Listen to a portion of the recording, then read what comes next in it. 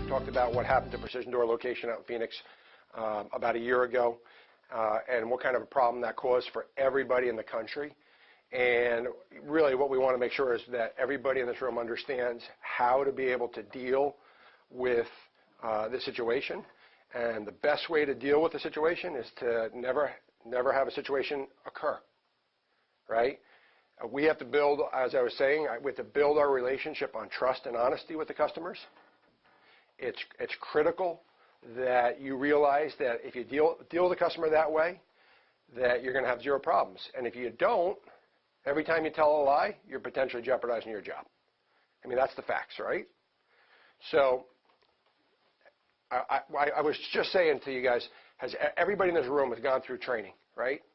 We've gone through, I guess, over a month's worth of training with me in the mornings, right?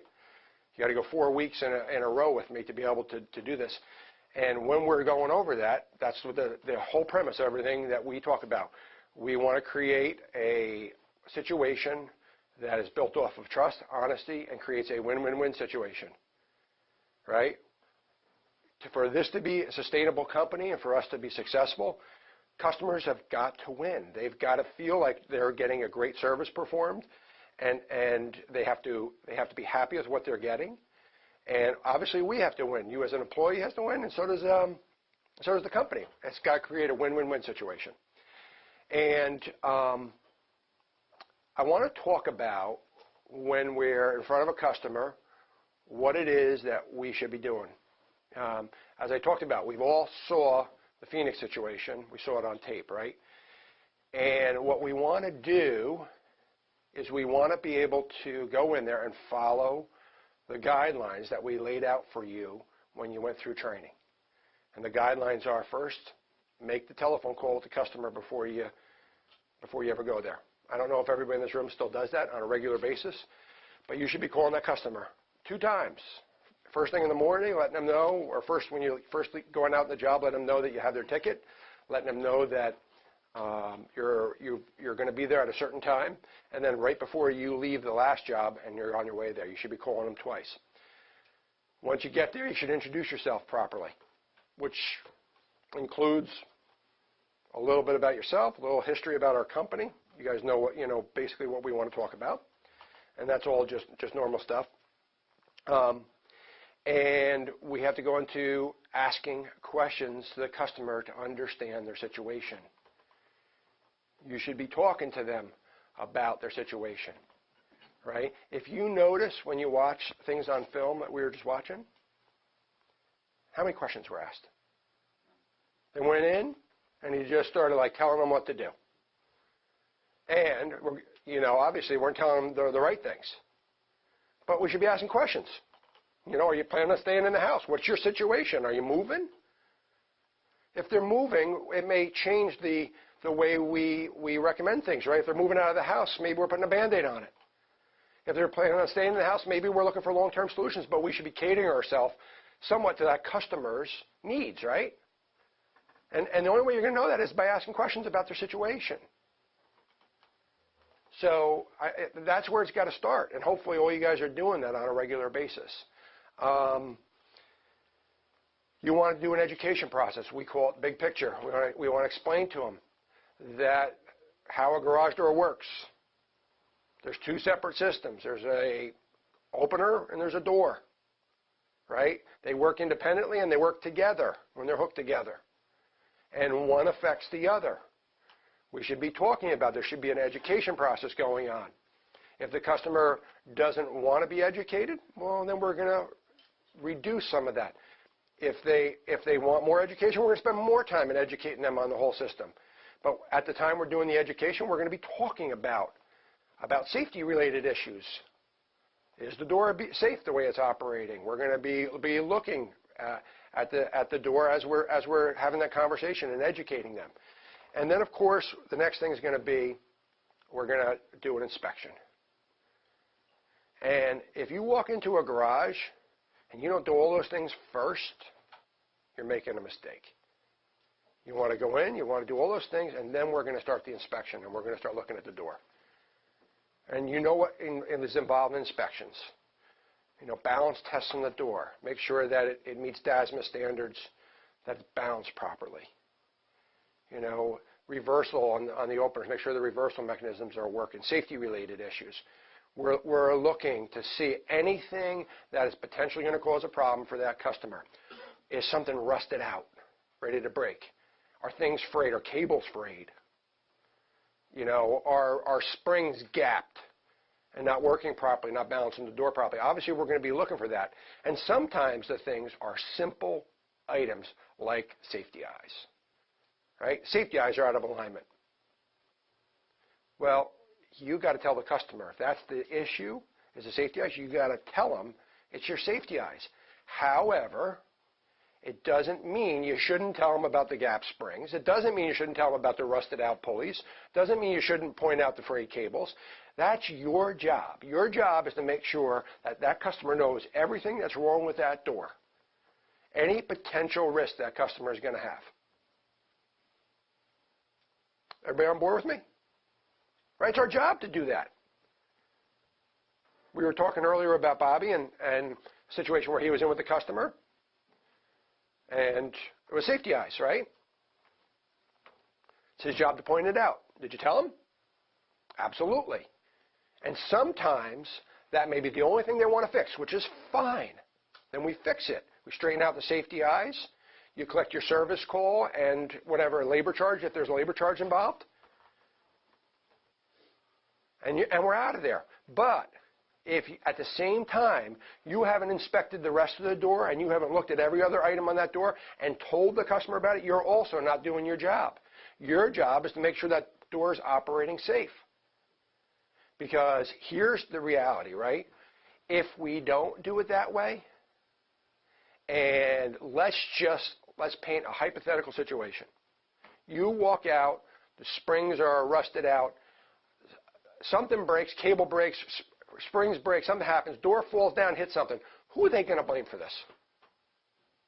Who's going to be to blame when you were there the day before and you didn't tell them about it? The garage door company that was here, right? You're actually going to be, and God forbid someone's hurt. It's going to be your responsibility because you didn't point out to them that that was ready to break. The cables were frayed.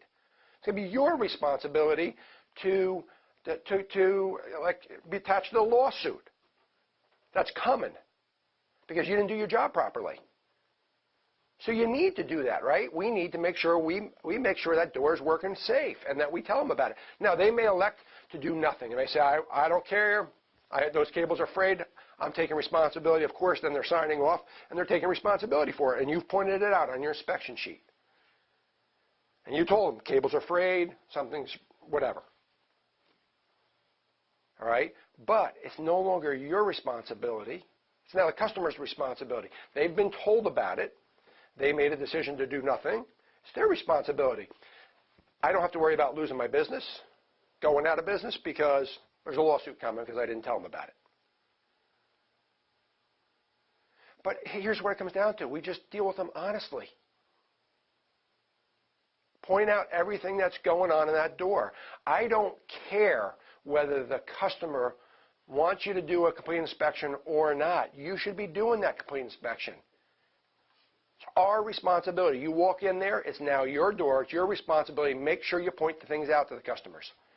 And if they don't want to hear about it, that's fine. They sign off on it and we leave. Does that make sense to you guys?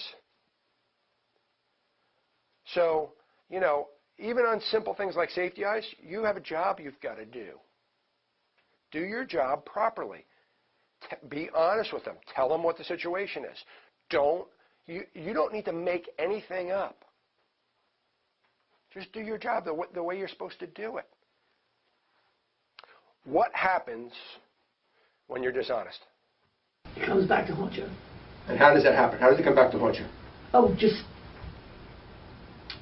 you're trying to catch up with things that you were creating. Yeah, well, it goes much worse than that. What happens to you? Somebody's got to know the answer to this real quick. You're fired. Yeah. You're fired. Yeah, listen. Here's the reality, right? You know what you're supposed to be doing. If you do what that guy did in Phoenix, and you start lying about, oh, it needs to be this, the circuit board's fried, or you need to replace the whole opener, or you need a new opener, or this one's no good anymore, or you start doing something like that, if you do that and I find out about it, you're going to be fired. Okay? Because if one guy does this, you are bringing everybody in this room down. I have 40 people working in this company in New Jersey, right? 40 guys working in this company. And every person in this company's life depends upon us having a good reputation and doing the right thing. Because if one of you does that, you affect all 40 guys in the organization, all 40 people. Everybody's got families, right? We're trying to make a living. We have bills to pay. Most of you guys have mortgages on your house. We have kids that we're trying to put through college. And when you go and do something like that, you tarnish the reputation of every person in our organization. One bad apple potentially screws everybody in our organization, and maybe everybody in the entire Precision Door organization. Right? And now everybody's affected. Now all of a sudden our phones don't ring because nobody trusts us. And you've affected 40 other people in our organization and maybe all over the country. And so I'm up here and I'm talking to you about this because I need you to understand that you need to realize the consequences of not dealing with the customer honestly. It goes way deeper than you. Everybody understand that? Because, a lot of times we don't think about it that way. I'm going to tell you one thing. I think about it that way. Because I know there's a lot of people that depend upon us having work and being able to do a job. And I certainly can't afford it. As owning the business, right? I can't afford to have you do it. But I'm telling you, every person sitting next to you can't afford to do it. You don't realize that you affect the guy sitting next to you. All right? So it's just something I want everybody here to think about and just realize. Take a mental note on that and realize that you're affecting every person in our organization. Who doesn't understand that? Okay. Another point I want to make. How do we make sure we cover our butts all the time and when we're doing inspections? It's got to be in writing. Joe, how are we doing with that? How are we doing in general with things being in writing? Inspection forms. Are we, doing a good job? Okay, so in other words, like when we're doing a diagnosis on a door, and we see, I don't know, let's just hypothetically, well, the safety eyes were out of alignment, and the cables were frayed, and springs are rusted. You need to write that up on the paperwork. Needs to be in writing for a customer, what you saw. Why do I do that? Why do I say that, guys? Anybody? Why do I say it? Why do I have to be in writing? Yeah, we're covering our butts, right? We're covering our butts. That cable breaks. All right, I don't want responsibility for it. If I tell them it's frayed and they decide they don't want to change it, their problem, right? Not ours. So you have it written down there. There's check boxes on the paperwork. The door and the opener are separate systems. Right? They work independently and they work together when you attach them, right? And it says there, because we fixed the door, doesn't mean that the opener is working fine or that's perfect or whatever, or that's brand new. We have them to sign off on this stuff because I want them to understand how this whole thing works together. But I need it in writing. I think we're doing pretty well with that right now. All right, I know Joe checks that regularly to make sure that you're doing your inspection forms. That should be gone over with that customer. Do it face to face with them. Show them your inspection. Go through item by item.